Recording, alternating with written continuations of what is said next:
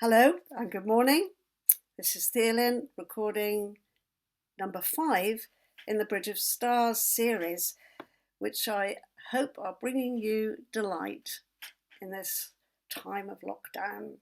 That's the idea. And I've got all kinds of things that I like to share with people.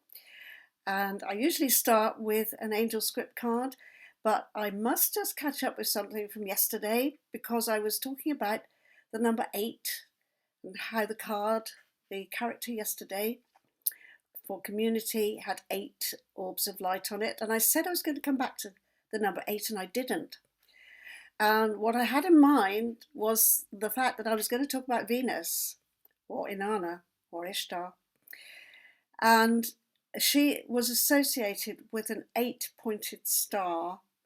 And actually last night I checked in the sky. I thought, why 8 stars? But if you look at Venus on a clear evening at present, you will see that there are certainly many more than 5 points, which is the usual star symbol. And I can imagine people actually counting the little pointy bits. That was why she was called a sparkler, I think, because she's very pointy. So eight points on the star for Venus. So now let's get to the character for today. And the character for today is quite different, very different, because here it is, Chef, the temple. And the temple is the only character in the angel script which has no orbs of light. And I often think of it as though it was the doors to the temple, like there might be sliding doors that you can walk through. And the temple is in many ways a place of retreat. It's like perhaps stepping into some kind of separate world that keeps you in a state of enclosure, peace, calm, quiet. And those are opportunities we have right now in our lockdown to regard this as a kind of temple time and to explore the potential of all those deep, quiet spaces inside the heart, inside the mind, which we very rarely give time for. How often do we in modern, especially Western lifestyle, give time out for those spaces? Mostly even the old idea of having one day off a week. You know, when I was a child, Sundays, everything was closed. And now Sundays, everything is open for shopping. And the actual temples, whether they are churches on a Sunday or synagogues on a Saturday or mosques on a Friday, whatever day of the week, those sacred days have tended to take less importance in our modern, what they call secular society. So perhaps the temple card is a lead-in to treating some of your time as quiet time. And I think there's a bit of a competition here, really, because some people are putting stuff up on social media that they're really enjoying this quiet space and they're doing their jigsaw puzzles and so forth. But also people are in a slight element of panic. You know, what should we do with our time? And can we keep the children busy? And, we've got to teach the children at home instead of sending them to school. So there's an element of panic in underpinning where a time when we could actually say, okay, let's take time out and consider, as Gandalf said, what is the best use of our time? And I think the idea of considering our relationship with time is a topic that I'm going to come along with, in the next few videos. However, let's put the temple to one side now, and I'm going to bring up another princess story. So the most famous princess story of all time probably is The Sleeping Beauty. The original story was probably medieval. It was popularised in France in the 17th century, I think, by Charles Perrault, who collected children's stories, and then later it was collected by the Brothers Grimm, the German folklorists, and then Tchaikovsky made a ballet from it, and the pre-Raphaelite painters made amazing paintings. The Edward Burne-Jones paintings are absolutely stunning. You can have a look at those if you search for them online. So it's well embedded, and that's not to mention the Disney. So let's have a think about this story. It is basically a tussle between a good fairy and an evil fairy. The evil fairy is Carabosse in the ballet. I like that name.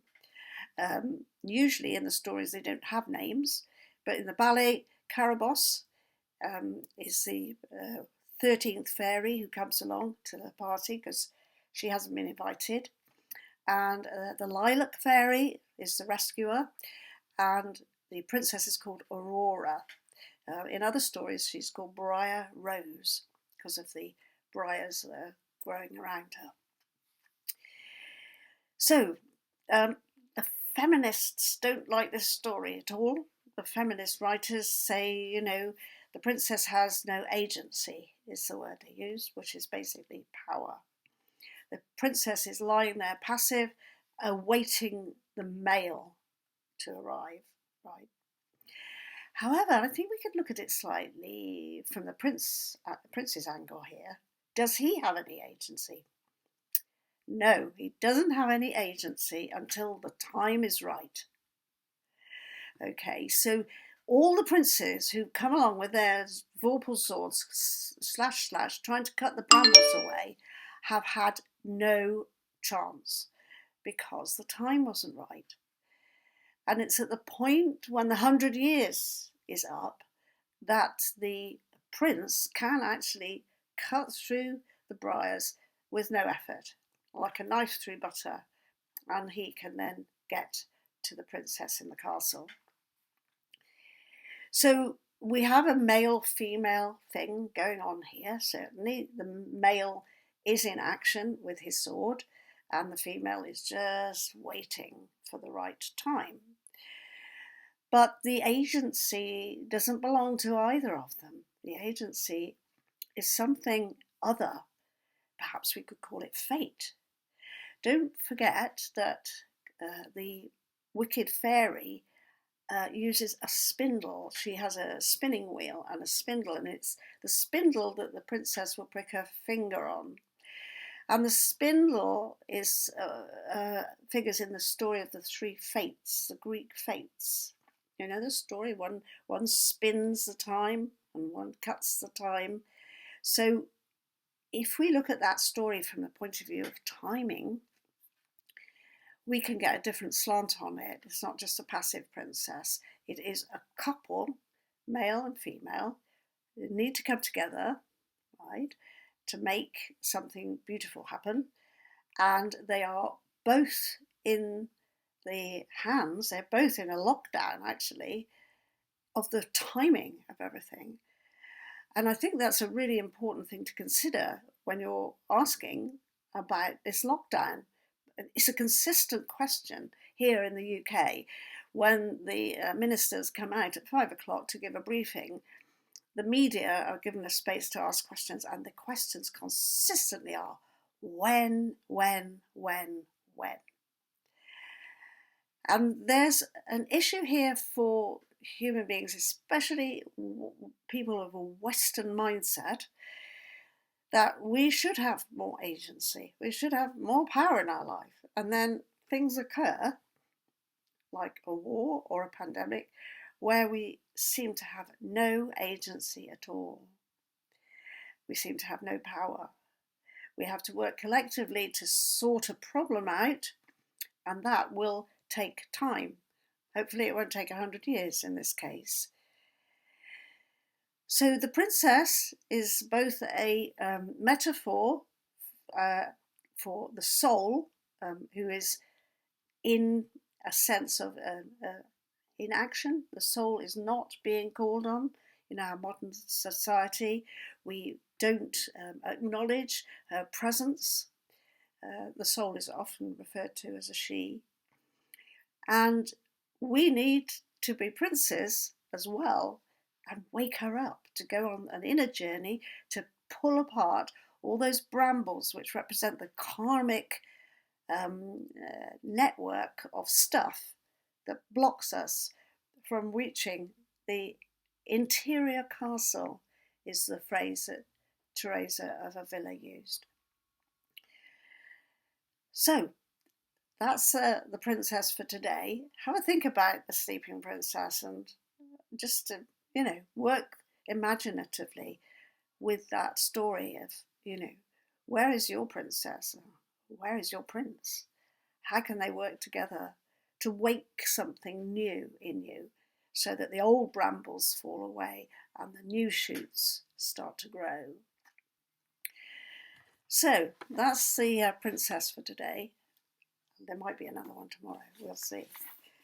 And my quotation today from the Bridge of Stars is from an Indian poet, Rabindranath Tagore, who lived 1861 to 1941. He made a big impression on Westerners. And in fact, when I first went to the Liberal Jewish Synagogue in London, I was so impressed with their prayer book, which not only contains, obviously, all the Hebrew psalms and prayers that you would expect in a Jewish prayer book, but also includes prayers from Rabindranath Tagore. So a truly eclectic approach to spirituality was what I found in that prayer book. So this is the prayer from Rabindranath Tagore. Let your life dance lightly on the edges of time, like a dew on the tip of a leaf. Lightly dance on the edges of time. So we're back to time. I think that needs to be a topic for us over the next few sessions. I'll see you tomorrow. Be joyful. Be in a state of delight, because the world is a delightful place to be, even when there are difficulties. Goodbye.